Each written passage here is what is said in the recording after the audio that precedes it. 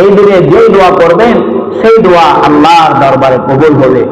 এই জন্য ভাই, আসি আমরা নিজের অন্যায়গুলা শুধরায়, অতীতের সমস্ত গুনাহ আল্লাহর কাছে তাওবা করে আল্লাহর ঘরে ফিরে আসি, 5 ওয়াক্ত নামাজ পড়ি। ভাই, একজন নামাজের অনেক দাম। যারা 5 ওয়াক্ত নামাজ, যারা মুত্তাকি, যারা সালেহিন, যারা আল্লাহর খাঁটি গোলাম, তার অন্তরটা সব সময় মসজিদে ঝুলিয়ে থাকে, ঠিক কিনা? দেখবেন একজন নামাজি মুসল্লি, সেই যখন ফজরের নামাজে আসে তখন তার অন্তরটা যোহরের জন্য ঝুলেই থাকে। সে কখন যোহরের নামাজের সময় হবে, কখন যোহরের মসজিদে মুয়াজ্জিন আযান দিবে, ততক্ষণ পর্যন্ত অপেক্ষা থাকে কখন সেই যোহরের নামাজে আসবে। যোহরে যখন আসে তার অন্তরটা ঝুলিয়ে থাকে কখন আসরের সময় হবে, কখন আসরে আযান দিবে মুয়াজ্জিন।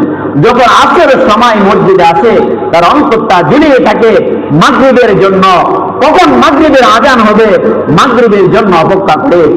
ওই নামাজি মাগরিবের নামাজের পরে অপেক্ষা করে কখন এশারের আযান হবে, তার অন্তরটা মসজিদে ঝুলিয়ে থাকে কখন এশারের আযান হবে, মসজিদে আসবে। ওই অন্তরটা ঝুলিয়ে থাকে জুমার নামাজের পরে, আবার কখন সপ্তাহে জুমার দিন শুক্রবার আসবে, কখন আমি মসজিদে দৌড়ে যাব। ওই নামাজের অন্তরটা ঝুলিয়ে থাকে মসজিদের মধ্যে। সুবহানাল্লাহ। এই জন্য ভাই, পরকালে চিন্তা করে, এই দুনিয়ার রং তামসা কয়দিন?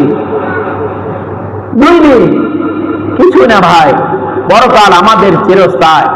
এই জন্য এই সমাজকে যেন দুর্নীতি মুক্ত করে, নেশা মুক্ত, দুর্নীতি মুক্ত করে আমরা একটা সুন্দর সমাজ পরিবেশ করি। এই সমাজটা যেন আল্লাহ রাসূলের আদর্শ মতে সমাজ পরিণত হয়। কি বলেন, ঠিক কিনা? আল্লাহ তাআলা আমাদের সকলকে 5 ওয়াক্ত নামাজ পড়া তৌফিক দান করুন। আল্লাহুম্মা আমিন।